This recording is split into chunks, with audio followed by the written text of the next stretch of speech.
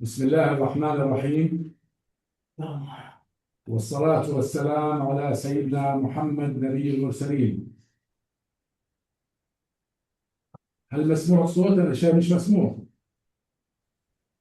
بلى مسموع مسموع دكتور. لا، مسموع. مسموع بس كان في شوية صوت. مسموع الآن. أحسن الآن. على أي حال,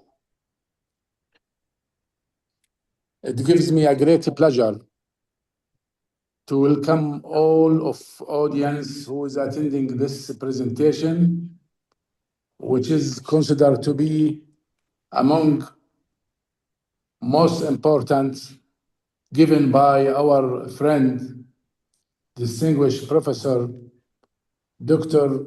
James. Today we are lucky, actually, this is the second presentation he is giving in Jordan. The first one was at Jordan University, and now we are in Iwas place. So we will welcome him again, and thank you very much for all of your attendees. And he will be giving us this presentation under the title Massive Star Formation in the Milky Way. Dr. James, it's your floor. Thank you very much, Dr. Almi. Can everybody hear me?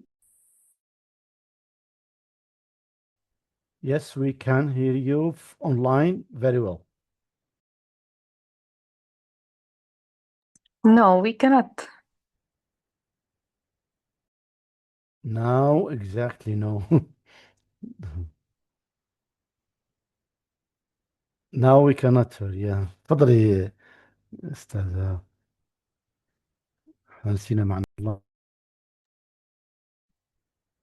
Let me see if I'm muted. Yeah, that's fine. You were muted. Dr. Okay. James. Let me change that. Just give me a moment.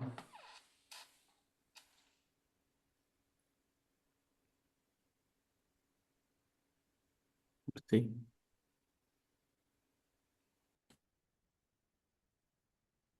No, I am not. Okay, so it should be good now. Can everyone hear me? Yes, clear. Okay, good.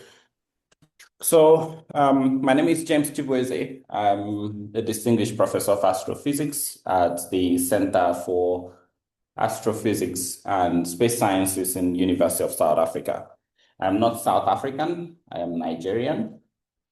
I did my bachelor's in physics with a first class at University of Nigeria, master's in astrophysics at the same University of Nigeria, and a PhD in Japan in radio astronomy and astrophysics. My specialty is on high mass star formation. I consider myself a star gynecologist. So I look at how big stars are formed in our own Milky Way. What you see here, the Milky Way is our own galaxy. What I have shown you is a dust cloud with non-homogeneous density distribution. If you have non-homogeneous distribution of density, the cloud will collapse because gravitation will kick in. And when you have cloud collapsing, then you're going to have substructure within the cloud collide. And when they collide, they form these nice filaments. Filaments typically will gain angular momentum because it's spinning around and will generate and fragment into tiny cores. Those are the things that form stars. We call it dense cores. They are initially cold and they continue to spin and accrete material from the environment and grow in mass and eventually become hot cores. And over time, they start combining hydrogen to form stars. So I'm going to describe step by step how these big stars are formed. When I say massive star, I mean stars that are at least 8 times the mass of our sun. Our sun is about 2 times 10 to the power 30 kilograms. Okay? So if any star has a mass that is 8 times that mass, then we call that a massive star. The difference between stars that are low mass, like our sun, and massive stars is the way they die and the way they form. A low mass star will form, it will shrink, will first expand, and then form a white dwarf. But a massive star will explode and form a neutron star or a black hole. Okay? It dies in what we call supernova explosion. When you go to dark places around Jordan and you look at the night sky, for example, if you go to Petra and you tell them, ما بيشوفوش في مشكلة العام.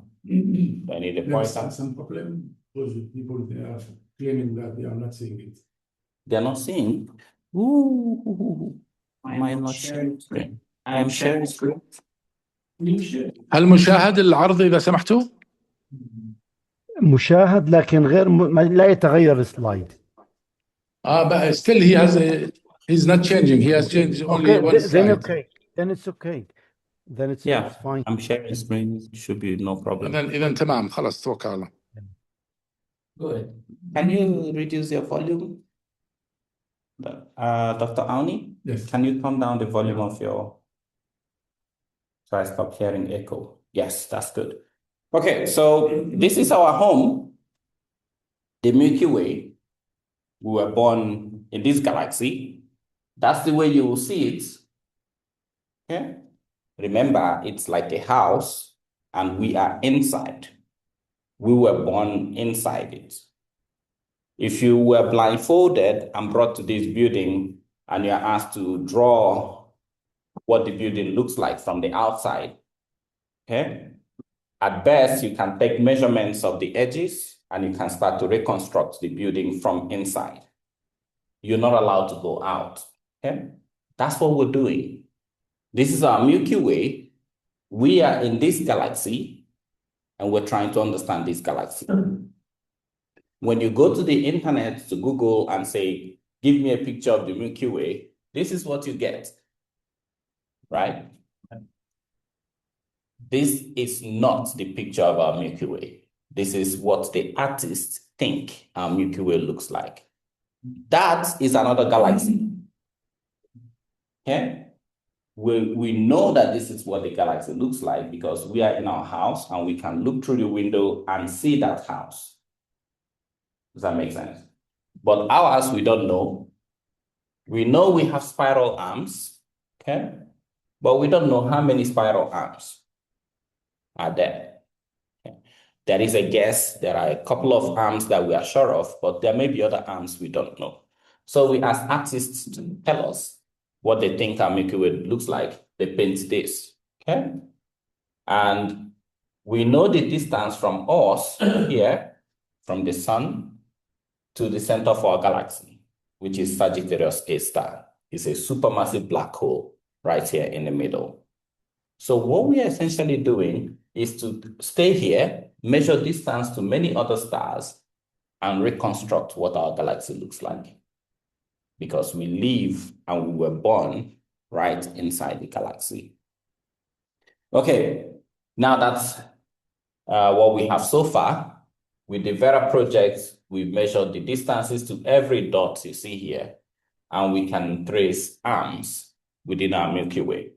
Of course, this is done with an instrument in the northern hemisphere, so you can see that only one side, one quadrant of our galaxy is known.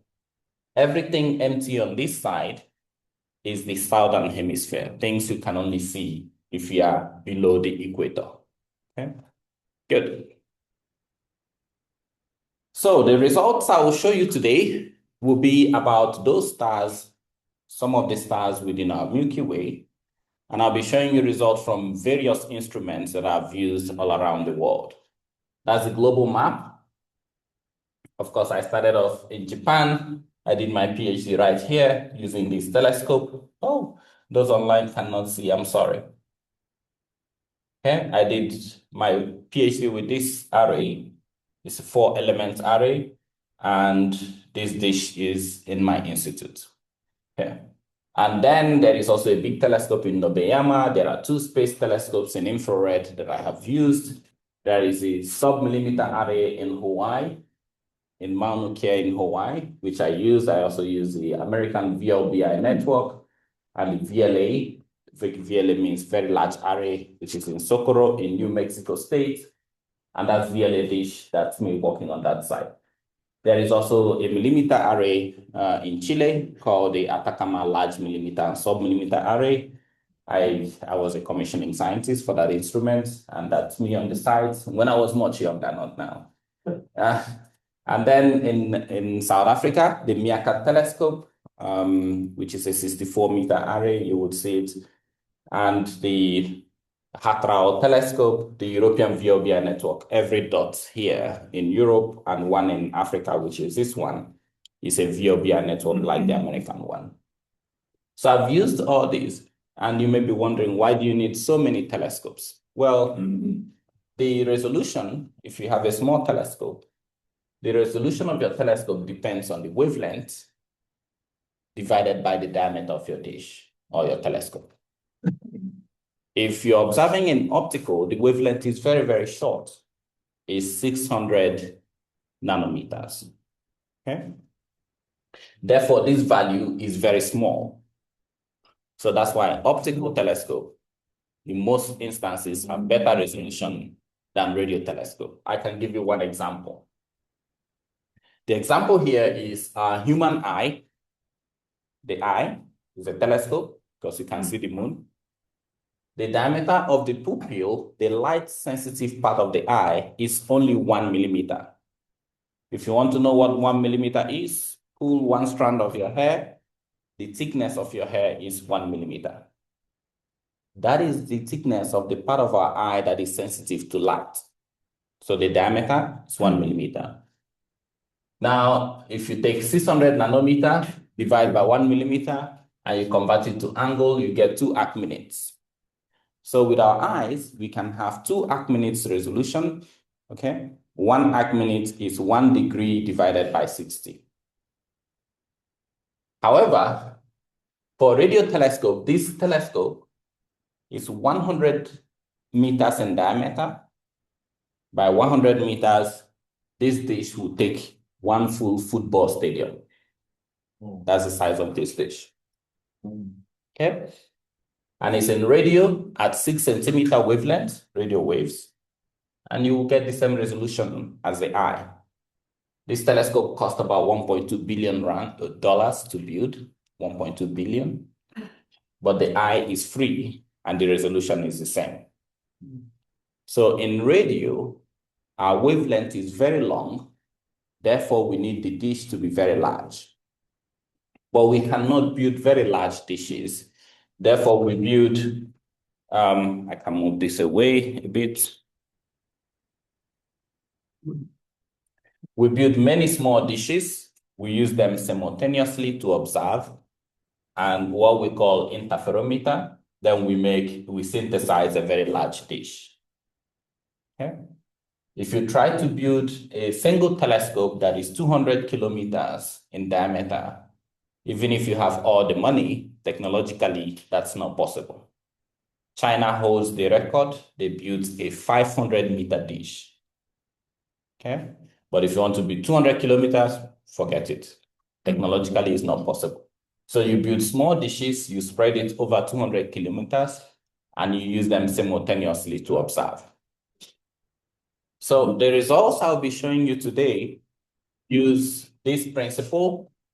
We call this interferometry. This principle has won a Nobel Prize by Martin Ryle in 1974. He shared the Nobel Prize with Anthony Hewish, Nobel Prize in Physics. Okay. So it's a Nobel Prize winning technique, which is interferometer. So I'll show you results with interferometers everywhere. Okay. Good. So because there are people who are not astronomers, I'd like to define some of the keywords that I'll be using. I'll use something like 1 parsec. 1 parsec is a measure of distance, okay? And the distance is 3.26 light years, okay? The speed of light is 300,000 kilometers every second. You multiply it by 60 seconds, multiply it by 60, or that's minutes, multiply by 24 hours, multiply by 365. That gives you the distance in days. So that's minutes, sorry. Okay? So if light will travel at this speed every second for 3.26 days, that's 1 parsec, the distance it will cover. Speed of light, I will mention it a few times, 300,000 kilometers every second. 1 astronomical unit is just the average distance between the sun and the earth. Okay? I will say 1 solar mass, 1 mass of the sun. Mass of the sun is 2 times 10 to the power 30 kilograms. And when I say massive star, the star must have 8 times the mass of the sun. 8? At the minimum, 8 times. It can be greater than that. It can be up to 100 solar masses. Good. Okay.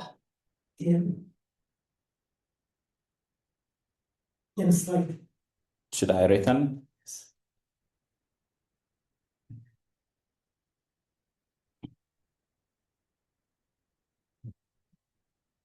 Good. Okay, so the next thing I'll do, because I'll be talking a lot more about radio astronomy, is to introduce you to the radio emission mechanisms. How are radio waves from gas and dust released so that we can pick it up and use it to study how stars are formed? Well, there are 2 types. Of course, you know, this is the EM spectrum. I've put in this if you've forgotten what wavelength is. Wavelength can be short, can also be long, and so on. You can see the disadvantage in radio astronomy. We are very long wavelength, okay?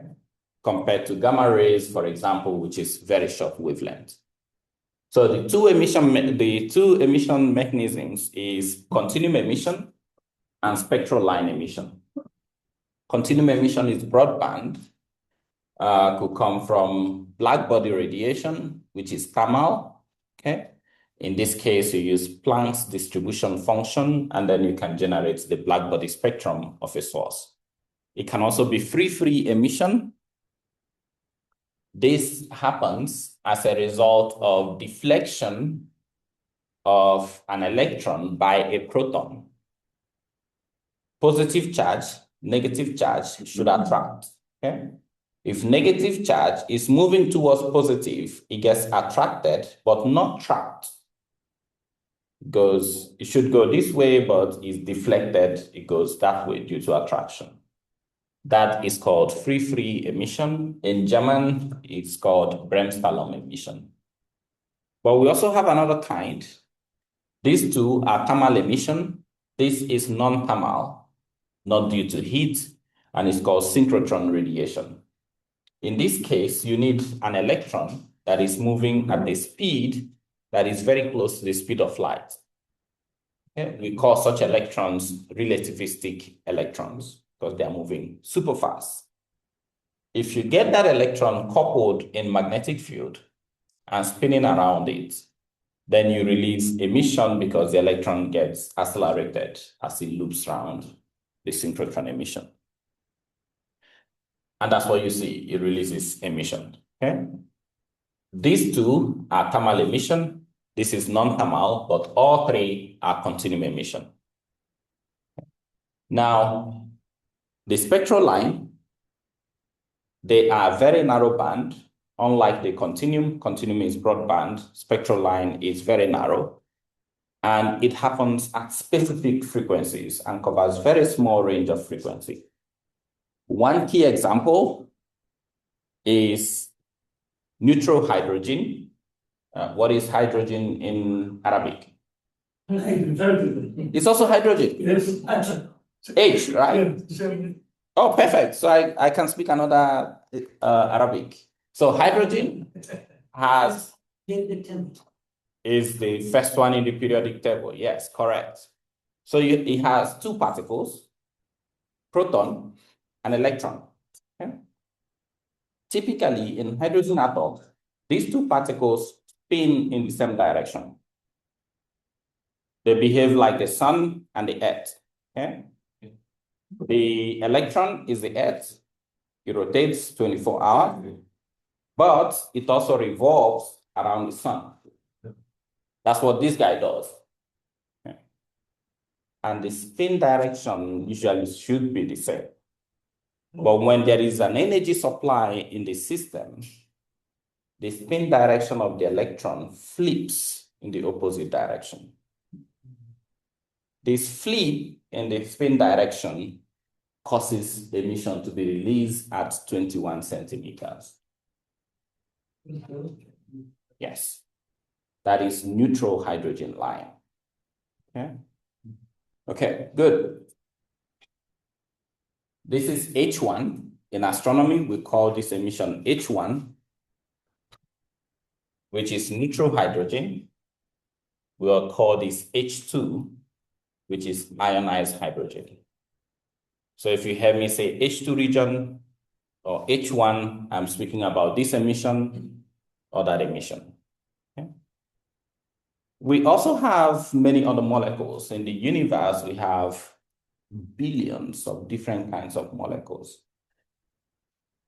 We have carbon monoxide, we have carbon sulfide, silicon oxide, water, carbon 2 oxide, sulfur oxide, methanol, hydroxyl, which is OH, methyl cyanide. I can name thousands of them. The reason we have this is if you pick up water, you take your microscope, take a molecule of water, and you look. H2O. Yes, if you look into it, you find two atoms, hydrogen and oxygen. The hydrogen has two of it, oxygen has one. Now, if you consider the red one to be oxygen, these two are hydrogen. There is a bond holding the atoms together. The bond is not rigid. It's like it acts like a spring.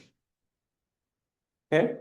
So the bond between them can expand and contract, and we call that vibrational state. That's not the only thing. The molecule sometimes is polar, like water. Water is a polar molecule. And if you cut through the axis, you get two triangles.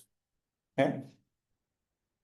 Sometimes this water molecule rotates about its polar axis.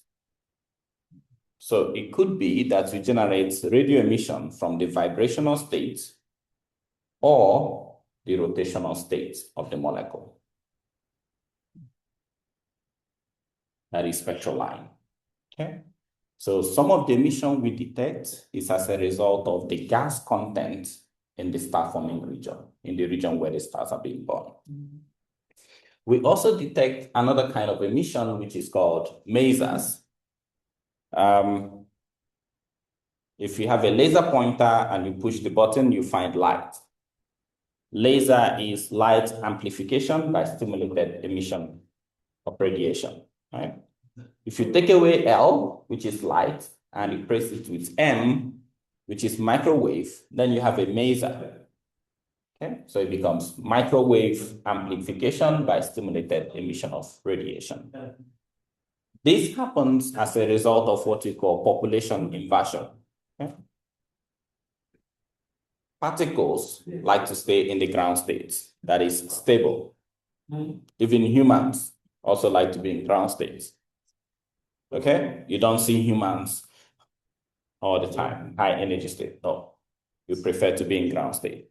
Now, if you find, for any reason, particles in a molecule at high energy states, then the population configuration of that particle has been inverted.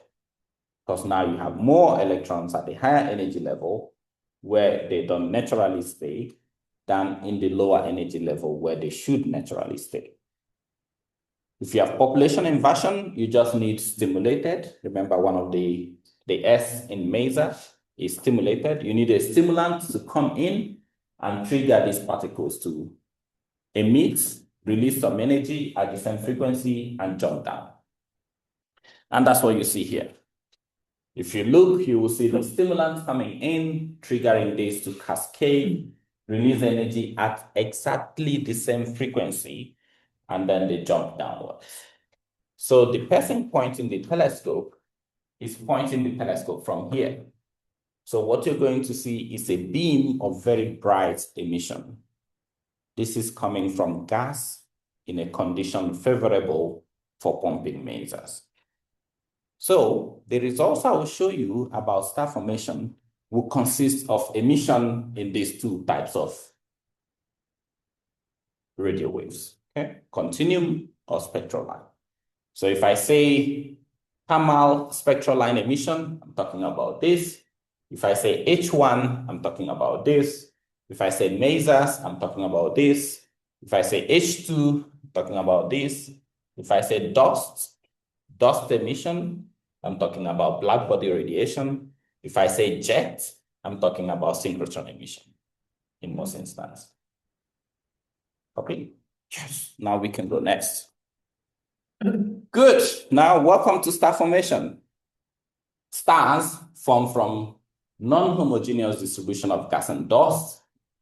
This will slowly form a disk, okay? Something that has a disk with a dense core, and over time, this is for low mass stars. Over time, we'll have this, and whatever is left, when the star starts to shrink, like our own solar system, the sun is not able to accrete more materials. It's not able to swallow more gas and grow, because the radiation pressure from the sun blows away everything else. Now, the dust remaining in the disk would now be used to form planets. Okay? So over time, you can see only the star and the planets that have formed around it. So we understand it very well how low mass stars are born. This process takes billions of years. In the case of low mass star like our sun is 4.5 billion years old. Okay? It's a long time. But high mass stars form differently. Okay? I'll wait for him to take photo. When it comes to high mass stars, we have problems. High mass stars, they form in a very distant place from us, so it's difficult for us to observe them because they are far away. The closest one is 420 parsecs. Remember, I told you one parsec is 3.2 light years away. So if you multiply this by 3.2, the nearest star to us is 1,300 light years away. You know Orion that you look at every night? The light you see from Orion, each time you look at it, has been traveling for 1,300 years. You see it now, but its light, it released 1,300 years ago. Okay, that's one problem. The massive stars are very far away from the sun. From their birth, from the time they start to form to the time they die, it's only a few million years. The sun is 4.5 billion years old. Massive stars last between 3 to 5 million years, and they die. So they evolve very quickly. Therefore, it's very difficult for us to catch all the stages of evolution. But they are very useful. I know here you wear gold, diamond, precious stones. Most of the heavy elements in our universe are formed by massive stars. That's why they're useful. However, you will see soon when I show you a simulation, like in this part, that massive stars, the way you are all together, massive stars form close to each other. And that's a problem you will see. It makes the environment very complex. They are also very energetic, okay? The shape of a galaxy is determined by the massive stars in that galaxy because they drive huge energetic processes within the galaxy. We have a problem in understanding massive star. Remember I said, in the case of low mass star, when it starts to burn hydrogen, radiation pressure would not allow gas to go into the star again. So if a star is 2 solar mass and starts to burn hydrogen, it cannot grow any bigger, okay? Because the pressure from the radiation from this star will not allow material to infall into the core. In the case of high mass star, that's not the case. It starts to burn hydrogen, but it continues to accrete material, which is strange. We don't understand why. Of course, I say that a few million years is too short, but humans live only 100 years. It's difficult for you to track one massive star from the time it started forming to the time it dies. Human will spend the energy quickly, massive. They spend their energy very quickly. You see the blue skies, the stars you see in the sky are massive stars because they burn more hydrogen, they shine more brightly, they finish, it's like big truck, they burn the fuel very quickly and suddenly they exhaust their fuel, they quench. Yeah.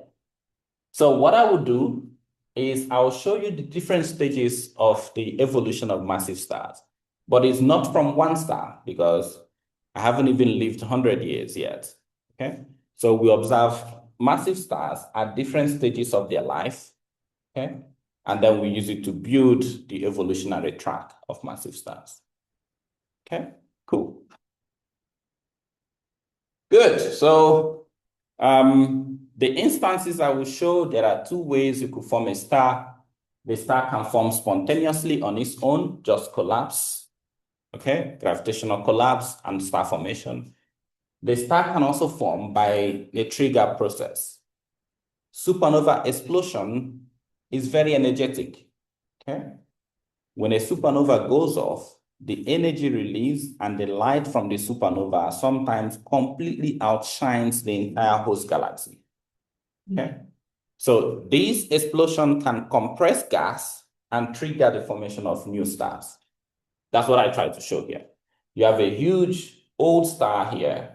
They release radiation pressure, which will compress this environment, and new generation of stars will form here. So you could either form massive stars spontaneously, or you can form them through triggered processes. Okay? Here is what we know currently about the evolutionary sequence of massive stars. We know that from cloud, giant molecular cloud, they collapse, the subcloud collide. So if you take 2 gas clouds and collide them, the interface between the collision will have very high densities. So you form these filaments, okay? At the top here are the schematic diagram, artistic impression of the stage. The bottom here is real observational data showing that we have detected such stages. So that's a filament. And here you can see infrared dark filament, which we have detected in an object called G19. G means galactic. The first number is longitude, and the second number is latitude. Okay? So if you go to our galaxy, you measure the galactic longitude and latitude, you'll find this object. So first you form filaments, and these filaments will fragment. When they fragment, they form high density cores. Some cores inside will form, and the regions are very dense. Okay. At the early stages, it's just dust condensation. There is no gas. That stage, we call it massive prestellar core. Of course, if we say massive, you know that I'm saying that the mass is greater than 8 solar mass. So prestellar core is very elusive. This stage evolved very quickly. We actually guess that it may be a few weeks only. So it's difficult to find this stage. But we found 3 or 4 of them where you observe in the dust. Dust is black body radiation. There is dust condensation, but you try to look for gas like deuterated hydrogen. You see nothing. So you have a dust condensation but no gas in the center yet. That is a pre-stellar core. Now, this has some angular momentum. It will start to accrete material, accrete dust and gas. Over time, it becomes a hot molecular core because now it has some gas. And remember, if you take oxygen and compress it into a very small space, you will have collision. Okay? If I bring in 200 people into the room, what will happen? Yeah. We wouldn't fight, but the room will become very compressed. The temperature will go up. Okay? Good. So that's what happens here. Because this is accreting more material into a small core, the collision will increase, temperature will rise. The dust here is very low, the low temperature, but dust here is very high temperature. So all the gas that were originally frozen onto the dust grains will be released due to the heating. The dust will warm up and release the gas. So this gas, we can start picking up. Remember spectral line? Silicon, for example, methyl cyanide, Hessian, methanol, HCO+. We start to find this molecule. So you have a disk, and you have some outflowing material traced by gas, and this we call the hot molecular phase. Over time, the temperature here becomes hot enough to break hydrogen. Okay? Here we have H2. Remember H2 I said is free emission. So the hydrogen that is broken is very small, still in a very small region. We call it hypercompact H2 region. But of course, this central star continues to release energetic photon and ionize more hydrogen, and it becomes bigger and bigger. Okay? So we go to ultra-compact and we go to classical H2 region. Okay? If you've seen Orion in the sky, Orion trapezium, that's what we call this. This is a number of massive stars close to each other. If you've seen, well, you may not have seen G29, it's an ultra-compact H2 region, and these are in these phases. This is what we currently know about the evolution, how massive stars go from baby massive star to main sequence or adult massive star. So if I'm to put the picture nicely, we start from non-uniform homogeneous environment, we form filaments will fragment and form cold cores. Okay? Cold cores will accrete and form hot cores. Hot cores will get warmer and warmer and form hypercompact H2 regions. And during these two phases, we have meso activities. There will be outflow, there will be formation of the disk. Okay? There is a new thing we know recently, which we call accretion bursts. I will explain it later. And then you form ultra-compact H2 region, you form a classical H2 region, and this quickly goes into this phase you call the super red giant, okay, or red supergiant. You know Betelgeuse? Betelgeuse is one of these, okay? We are just waiting for Betelgeuse to explode. Yes, it will die like this, okay? So now it has already expanded. When you look at it in the night, it looks orangish red because it has finished hydrogen inside it. Gravity is no longer able to defeat radiation pressure, so everything has expanded to a very large size, and the next stage will be supernova explosion. So what I'm going to do now is to show you each one of these stages, the observational evidence that we have seen of each of the states. Remember the first one I said is filaments. Okay.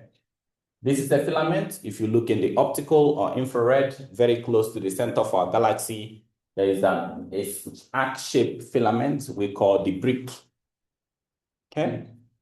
In the optical, you don't see anything. You don't see a dark patch. But if you use radio, In this case, ALMA telescope was used. We observed silicon oxide. We can see the C shape, the arc shape. Okay. Now, we know from this that cloud-cloud collision can form these filaments. And I'm going to show you evidence. The first evidence is the velocity structure of the inside. Okay. If I do this, I generate energy between these two objects. The interface between the two will become warm. Okay? And heat means more kinetic energy, which means more velocity. So in this interface, you can see velocity goes from here up to blue towards the edges.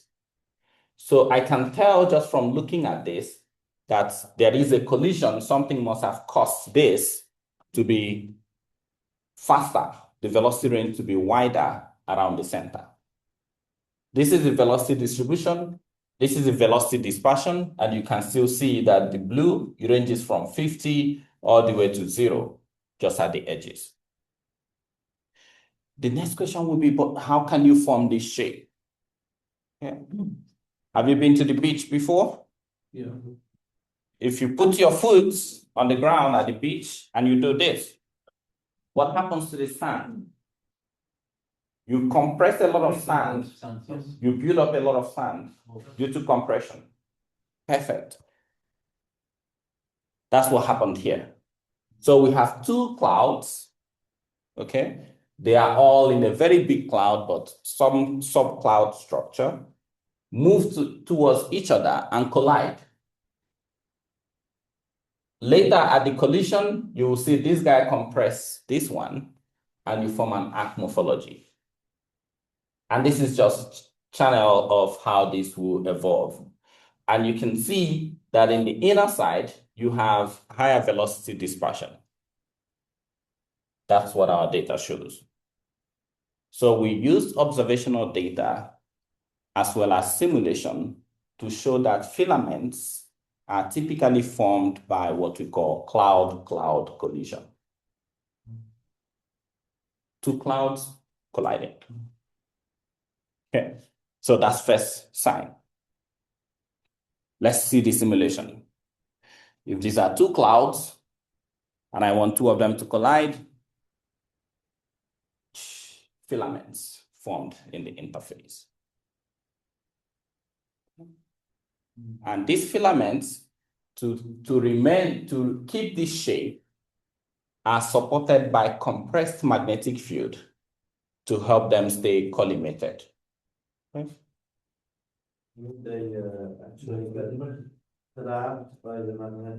Yes, the magnetic field helps them retain their morphology because it traps them. Remember, the magnetic field is weak, is uniformly distributed, but because the clouds are colliding, they compress them and magnetic field becomes strong. And that's this result. This result shows evidence of magnetic field in training the dust, okay, to keep it collimated. So the dust is charged. It has electric charge, yes? Yes, not completely charged, but it's polarized. Okay, it has a magnetic moment. Yes. Okay, now the next step is to look at filaments fragmenting. Okay, so first you have these long filaments in dust. Okay, and if you zoom into that region, you see these filaments. If you try to observe one of these filaments, you see what happens. Oh, wait.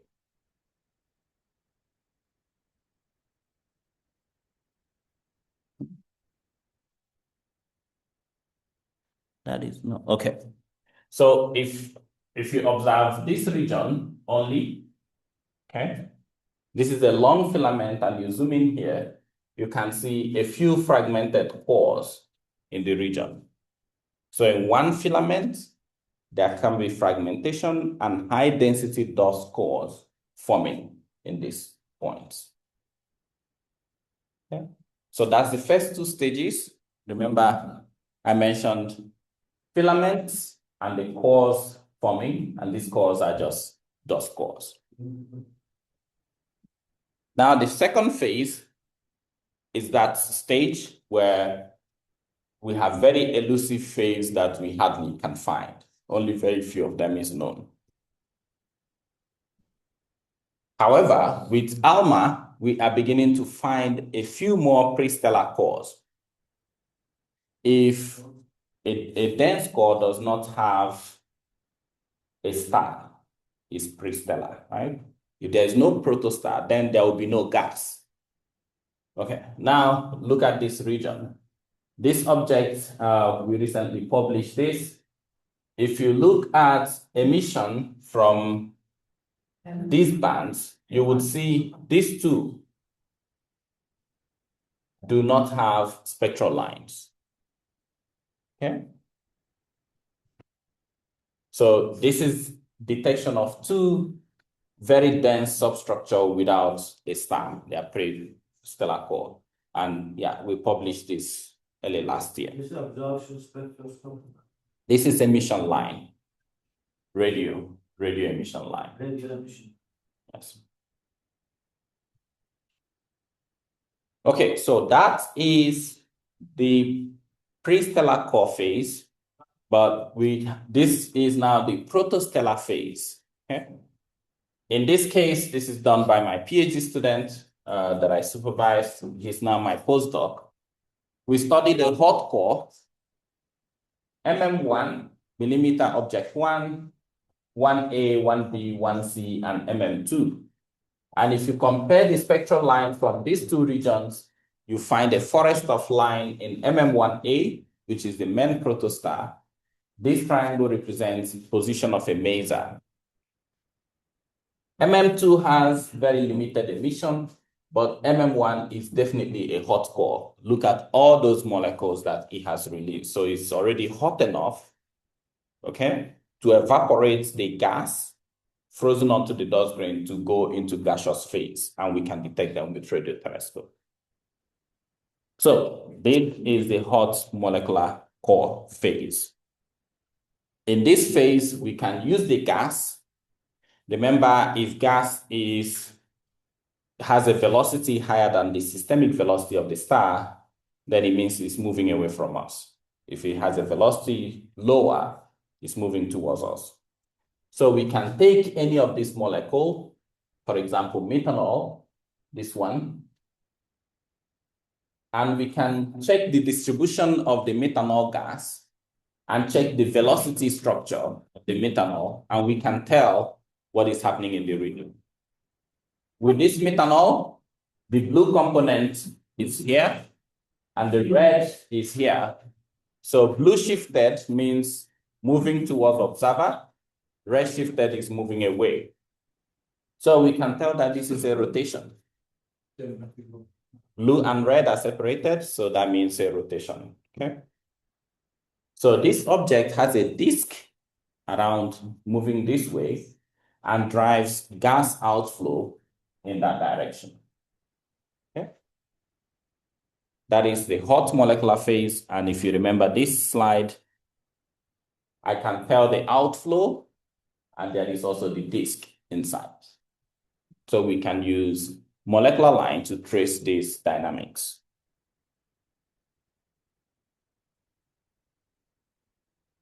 Okay, cool. I also mentioned masers. I looked at masers in the beginning. Masers will always be excited at region where you have very high densities and very good condition to pump them. And this is Cepheus A. Cepheus A is the second nearest massive star to us. Orion is the first one at 420 parsecs. Cepheus A is at 600 parsecs away. In this instance, this is actually my PhD work, which I did 14 years ago. I used the VLA, the contours is measured, is radio continuum, centimeter emission, free emission. And I used the VLA to check this object, which was observed twice in 1996 and in 2006, 1995 and 2006, about 10 years apart.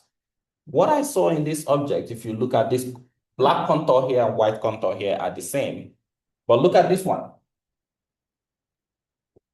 The morphology has changed. It's now elongated, and this is round. The observation setup exactly the same. So something has changed in this object.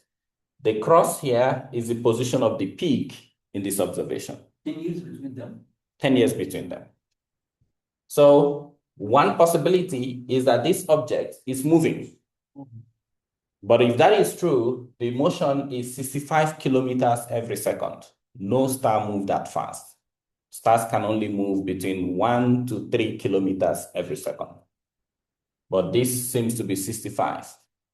Well, there is another possibility. The other possibility is that there is a jet in this object or an outflow.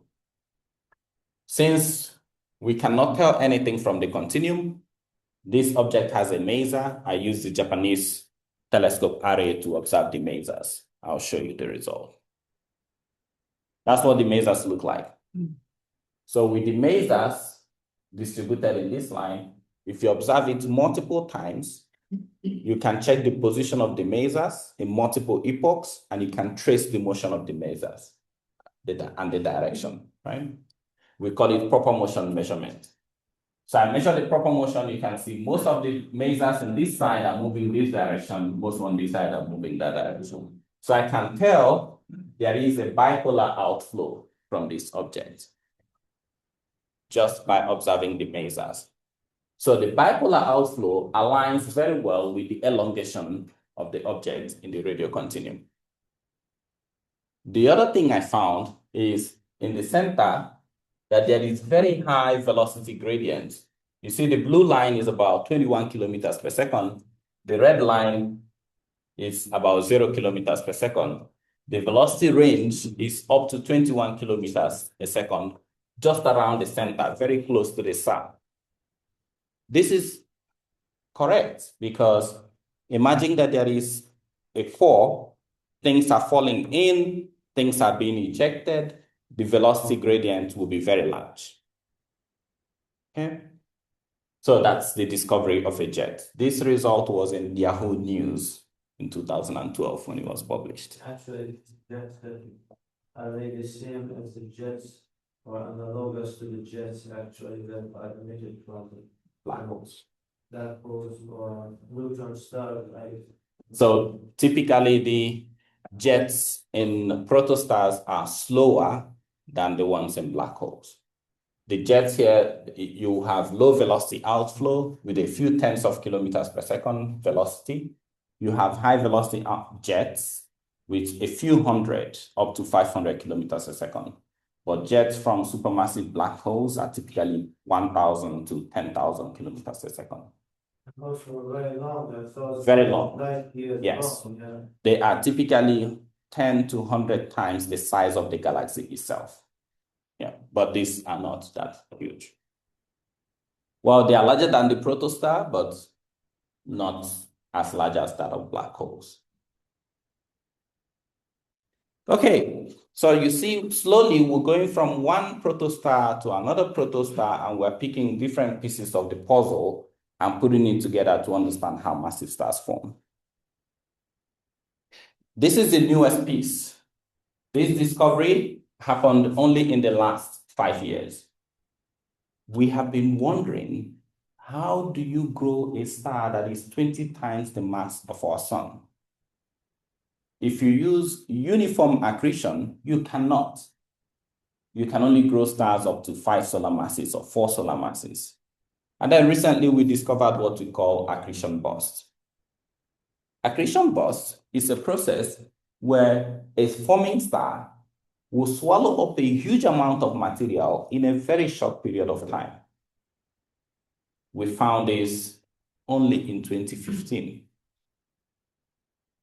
And people have made simulation that you have a protostar here, and you would see accretion phase where things get super bright in the inside because the accretion is non-uniform, okay? Sometimes the accretion rate goes very high. Sometimes it stays fairly stable, okay? The time it goes high, it can swallow up to half of the Earth. It can swallow 0.5 times 10 to the power 30 kilograms of matter into it during accretion burst phase. I'll show you an example. This is the first one we discovered. It was found by Garatti. And I'm happy to tell you when this was found, we found a second one. They were first to submit to Nature Physics, and we published in Astrophysical Journal. If you look at this object, this is S255 is the name of the object. This is the infrared observation before the accretion burst.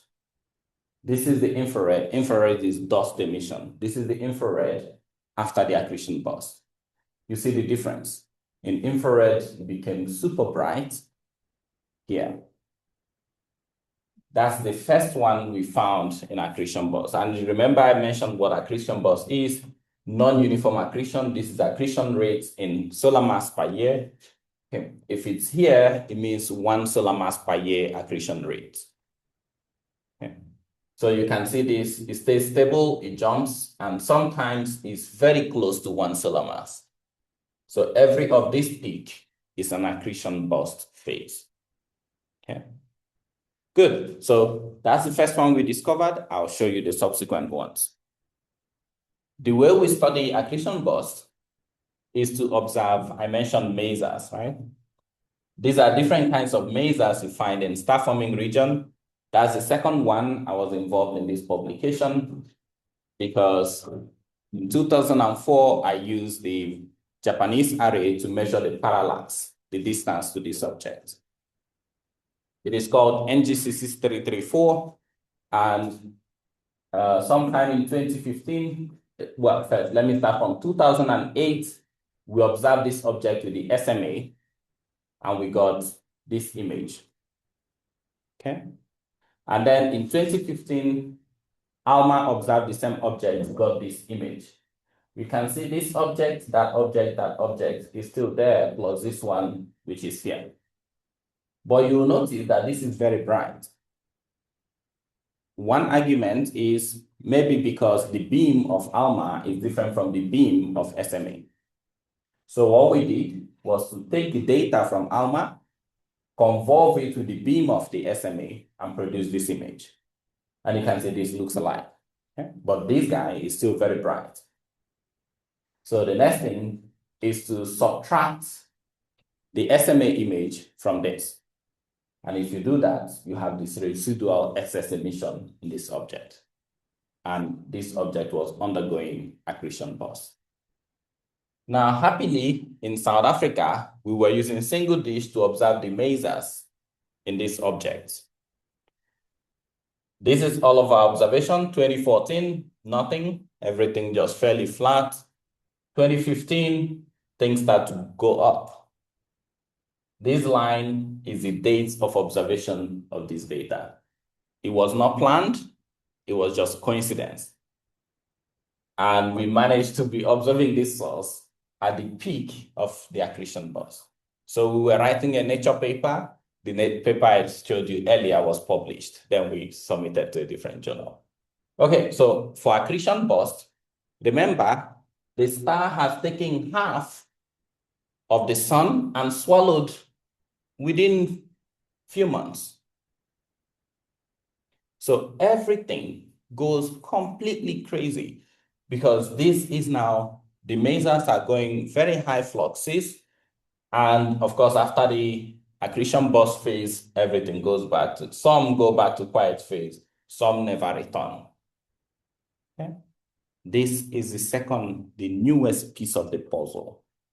Massive stars can only grow by this episodic event of high accretion rates, which we call accretion burst. Okay. So we are now constantly monitoring masers. If we find anything bursting in all radio facilities, VLA, EVN, JWST in space, VLBA, we have what we call TOO, Target of Opportunity Proposal, that has been accepted.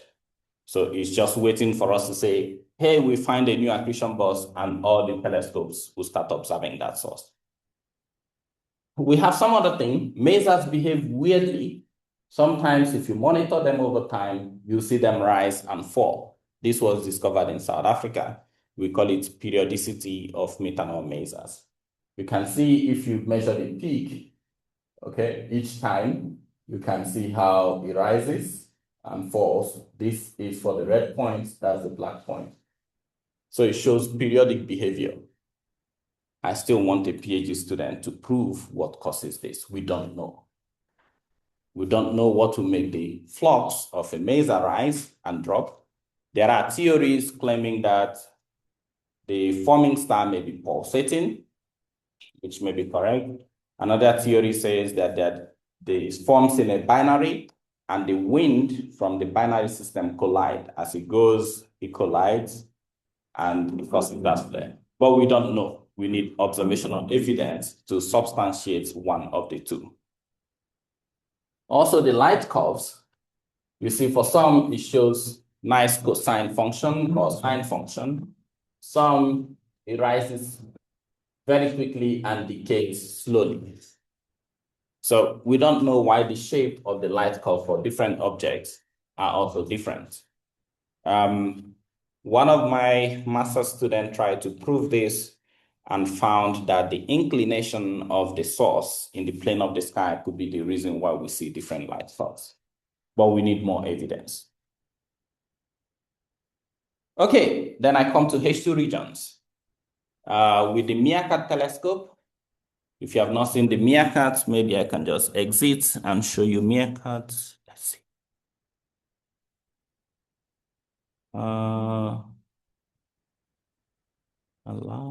Let me see. This slide, right? That one. Okay, this is the Meerkat telescope in South Africa. If you have not seen it, it's an array of 64 antennas. Each one of the antenna is 13.5 meters in diameter. The telescope type is the offset Gregorian telescope, and is spread up to the baseline of 8 kilometers. You can see very distant ones far away in this drone picture. Forest of telescope. It's a forest of telescope. We are building the SKA here. So we have Meerkat now, 64 antennas. We're already building Meerkat Plus. We're adding 16 more dishes to make it 80. And when the SKA comes in 5 years, it will be 197 dishes in this site. So again, Africa. This is in South Africa, yes. It's located here. Okay. This is a slide I used in my previous talk. Sorry, wasn't sure what to show here. Let me see.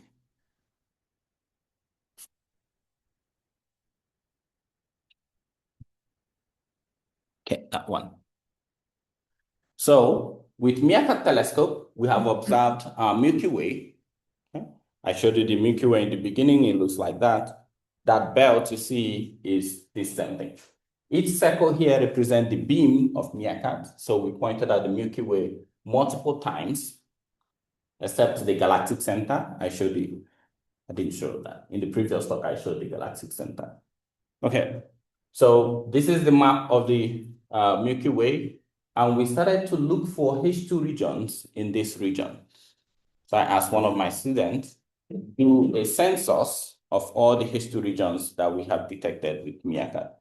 And we have found over 2,300 new H2 regions within the Milky Way. Okay, I've said too many things. Let's go back to animation and see all the things I have described. This is gas cloud, okay? Made up of dust and gas. You can see the density, the colors represent density. If it's more yellow, the density is higher. If it's towards purple, the density is lower.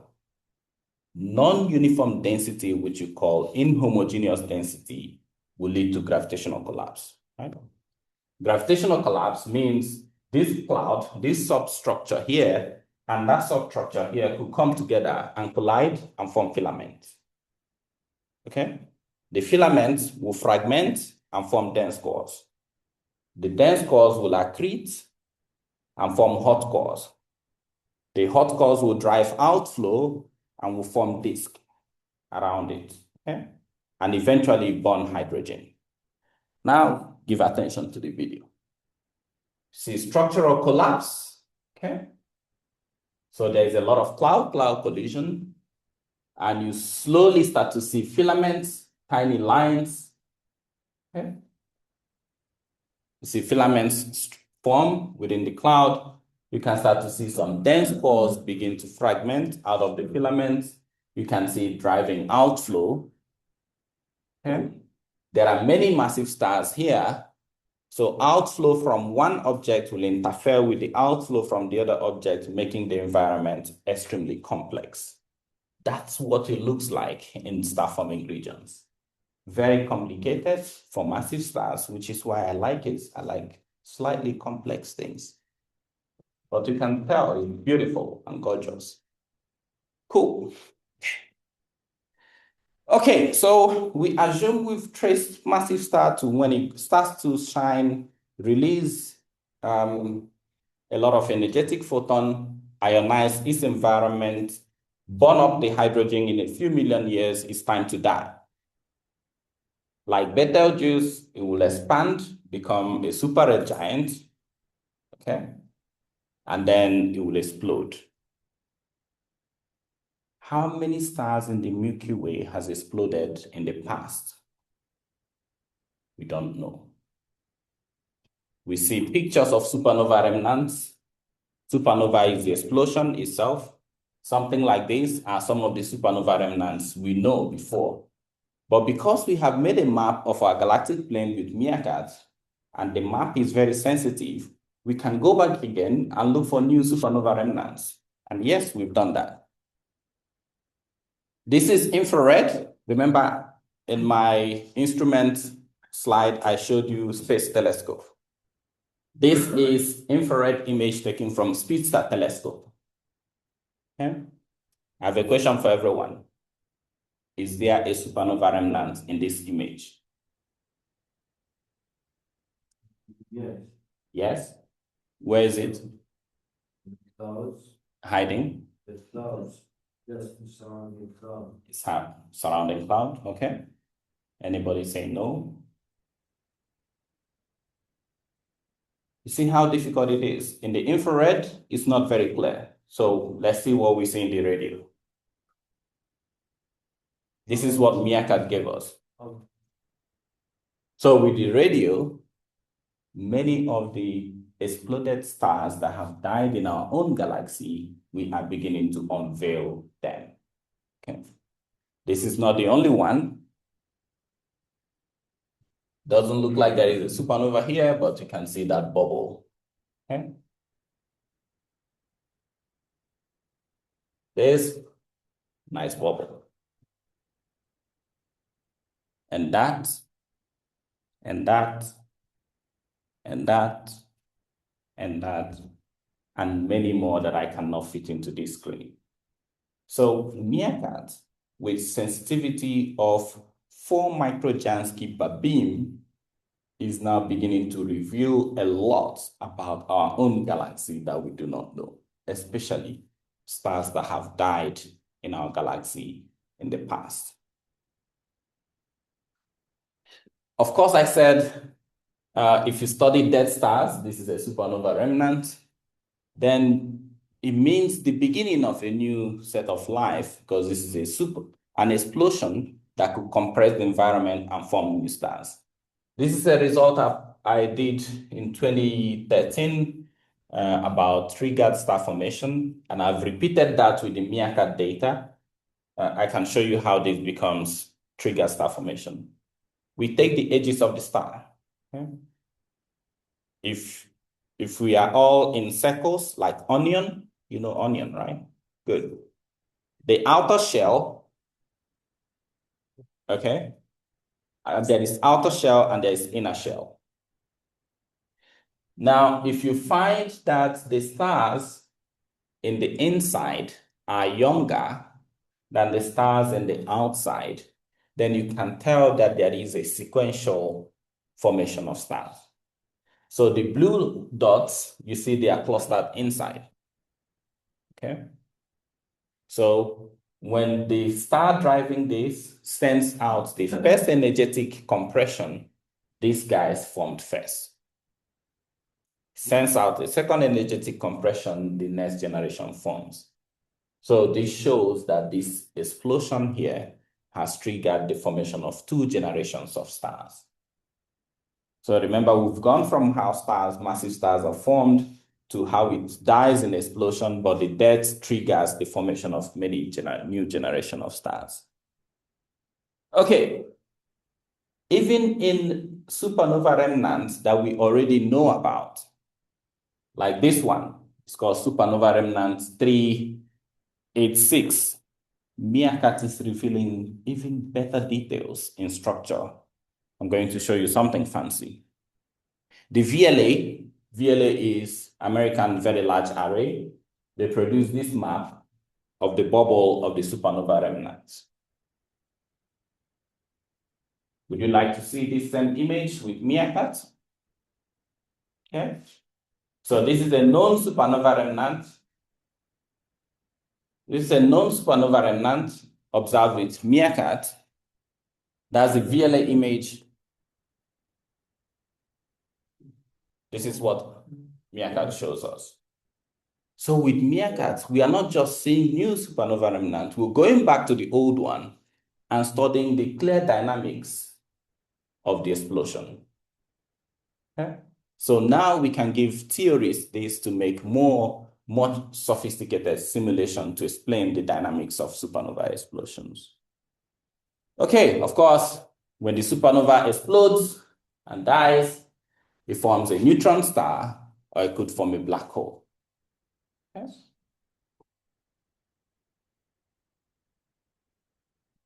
That's the end of my talk. I have this extra thing as extras, but I would stop here. I'll just leave you with my old nature paper to have a look at. Thank you. Okay.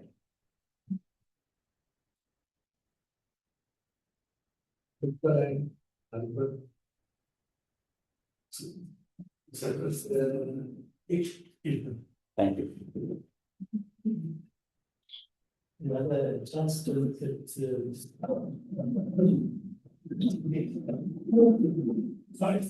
you had to revisit the supernova 1987A. Yeah. Yes, we've got a bunch of data.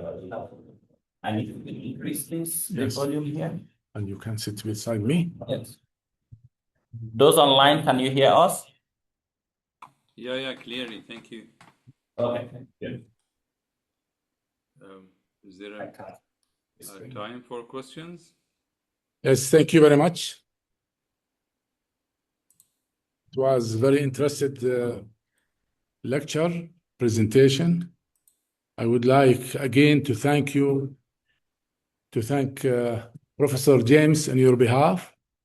And we will allow now few questions. Please, Dr. Mashur. يا السلام عليكم ورحمة الله. عليكم السلام. بارك الله فيكم على شكرا عضوة الباشا على تنظيم هذه المحاضرة. Thank you, Dr. Aouni, for organizing this lecture and inviting one of the best scientists in the field, Dr. James Chibueze. Dr. James, what do you think of the capture theory in forming stars, stellar systems with different ages, comparing to the fragmentation theory, which is more stable and more acceptable? Do you think that the capture could solve or explain why we have some stars in the same system with different ages? Oh, okay. So you are trying to say that the capture theory is about the cloud trapping older stars, right? Yes. Yeah. Well, it seems very plausible, but then if you measure the mass you require to pull in a star, it's very huge. So you need 10 to the power 4 solar masses to be able to attract an object that is 10 to the power 30 kilograms. So that makes capture theory a bit Not not the so right theory. suitable. Yeah. Yeah, not very Yeah. suitable. Okay. So, Yeah. you explained that we may have different ages between the center and outward, going from the center of the cloud outwards. Yeah. So you said that we could have like young stars at the center and older stars around, yes? Yes. And this is due to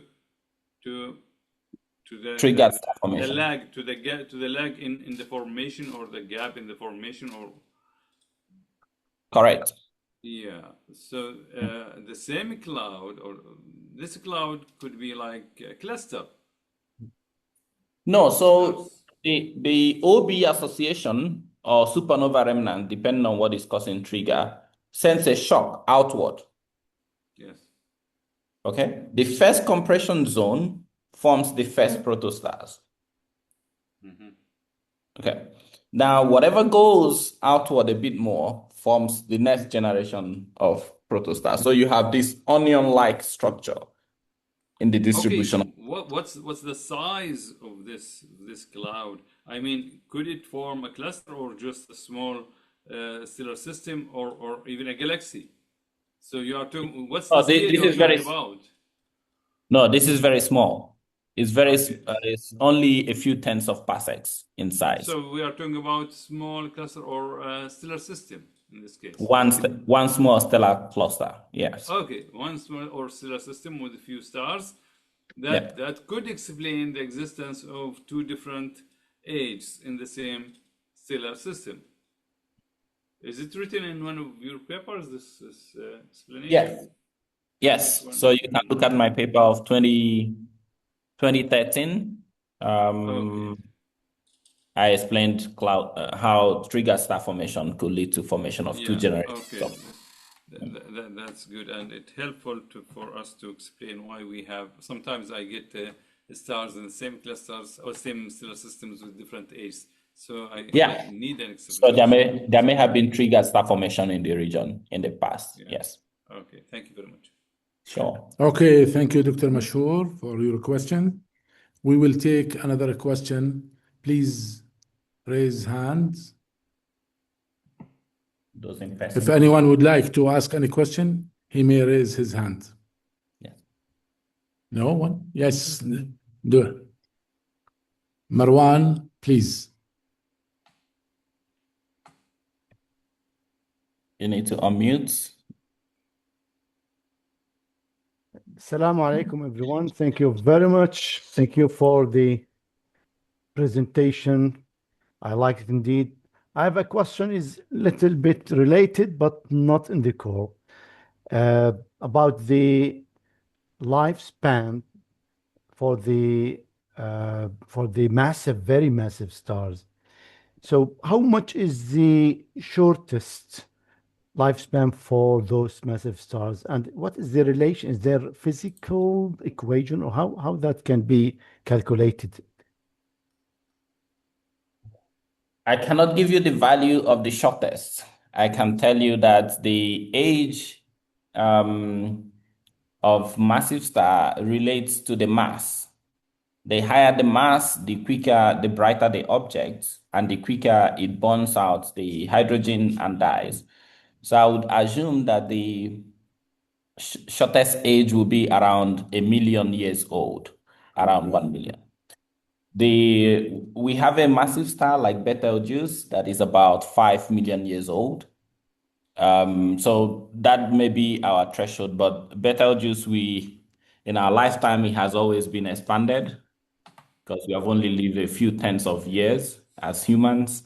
So my assumption would be that maybe its solar mass star could live up to 5-6 years old, 5-6 million years.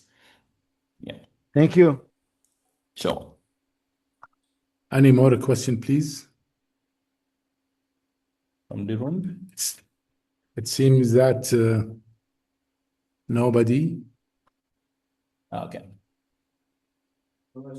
Okay, if there is no question, just we take your permission that again we thank Dr. James. And yes, somebody is asking. No, they're clapping. Marwan, are you? They're clapping. Okay. Thank you. We will clap also the same.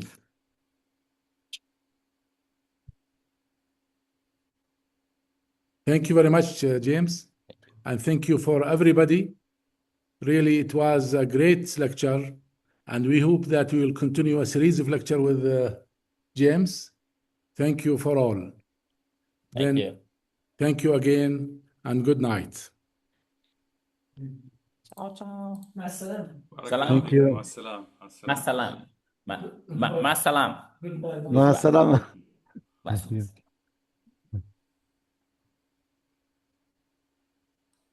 Yes, before you finish. Okay, we'll